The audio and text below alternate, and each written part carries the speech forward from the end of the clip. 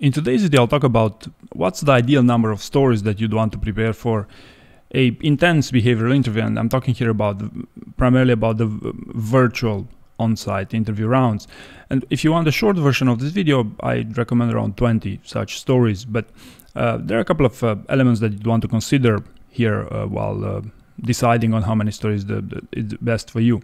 And let's first talk about the dangers. So what's the risk here if you don't have the right number of stories?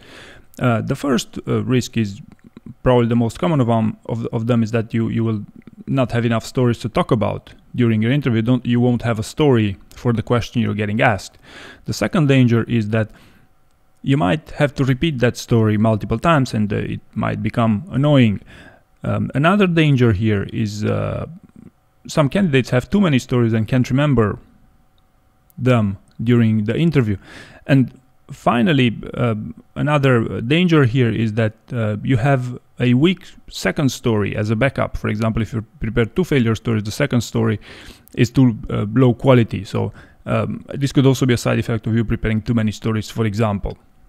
Now, let's take a look at the factors that would basically change the equation on the number of stories. So let's begin with the basics. So you will have to have the minimum of the minimum, that is your life story, your strength pitch, your weakness pitch, and you'll have to talk about behaviors, mainly successes, but also a couple of failures, right? So this is the starting point. I've even heard that for example, I think I read an article on Indeed recommending you that if you go to some random behavior interview to prepare 5 such stories. Now, in my opinion, yes, that definitely makes sense if you prepare for a phone interview that you don't even expect to be behavioral. But if you apply for a company such as Amazon, that you know is going to be behavioral, then you must take a slightly different approach, a more thorough approach, in my opinion. Now, the main attraction here, the main deciding factors between the number of the stories that you want to prepare is actually the type of behaviors that you would want to communicate through your stories. And one question that's a very valid one, okay, then, but how do I find those behaviors? What's the best way to find those behaviors? How do I link my stories with those behaviors if and after I found them? And in my experience, Amazon's 14 leadership principles have been a golden mine for extracting those behaviors. And not only that, but I could even give you right now 2 questions for each of those 14 leadership principles, and basically give you a great starting point to create your own stories. So, for example, I use these leadership principles to coach someone for a public policy role at Facebook in Germany. So they're that good, if you ask me. And they're just one more compliment here to Amazon's 14 leadership principles. I try to clone those behaviors into other sets of principles, and I've not been successful so far. And I've been allocating quite a bit of time into this. So long story short, take Amazon's 14 leadership principles, take 2 questions for each, and you're basically you have a great starting point for your stories. Now, 2 times 14, it's 28.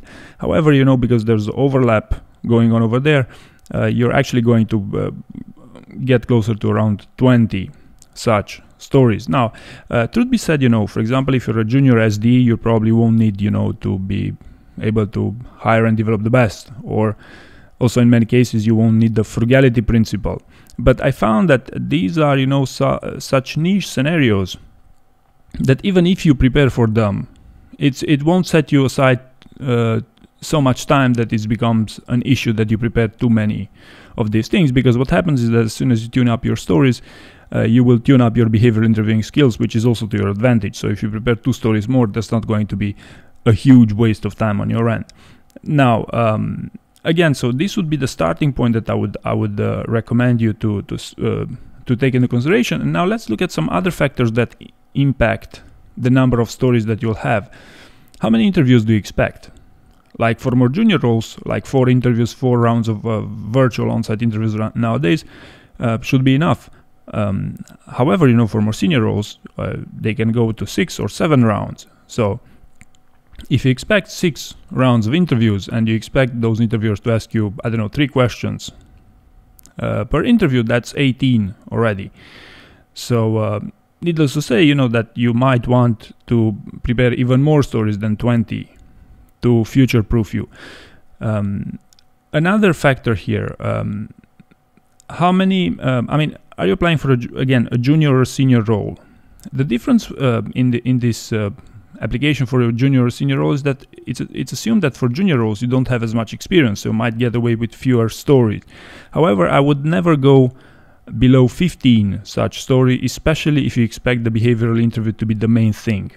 15 stories is something that you can come up even if you're a recent graduate. So it's, in my opinion, is no problem with that.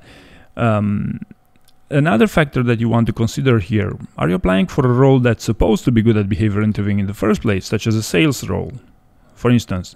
If so, I believe you should basically see where do you get the best value for the time invested in your story building. Do you get the best value of tuning up your story, or do you get the best value in increasing the number of stories that you can prepare? Because one advantage with these virtual interviews, and even for on-site interviews, for the traditional ones to a certain extent, is that you can keep a cheat sheet with your stories, with the number, with each name of those stories, and this can increase the number of stories that you can remember for that job interview if you remember the dangers that I talked about earlier in this video. Another trick here or another difference I spotted here is between technical and non-technical candidates.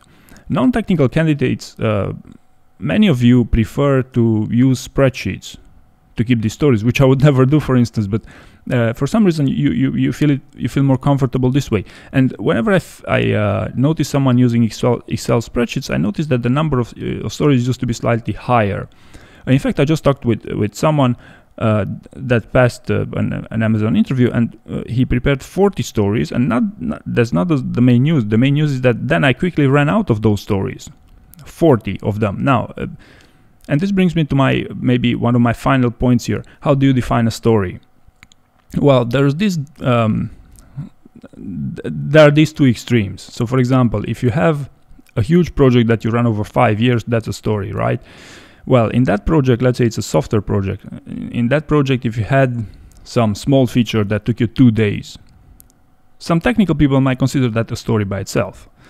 Some non-technical people would say, hey, that's not worth a story, right? So here, the challenge will be for you to decide what's a story, what's valuable enough to be interpreted as a story in your specific scenario. Because if you go by numbers, if you say, hey, for this interview I will have to come up with 20 stories, but you're gonna end up with superficial stories, what happens is, if you remember the dangers I talked in the beginning of the video, you will have weak stories as a backup, and since they will ask you many questions, that's the main danger here. So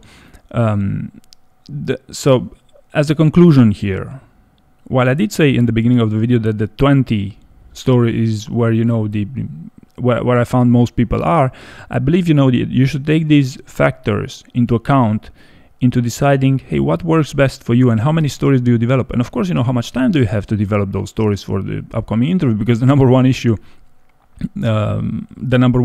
people have with these interviews, they don't have time to prepare, or they don't want to spend this time to prepare. So if you only have 5 days until the on-site interview, then it's pretty clear that you won't necessarily go over those 20 stories, right? So these would be the main elements that you would want to consider to decide what's the best number of stories that you would want to prepare, and what essentially should work best for your upcoming behavioral interview.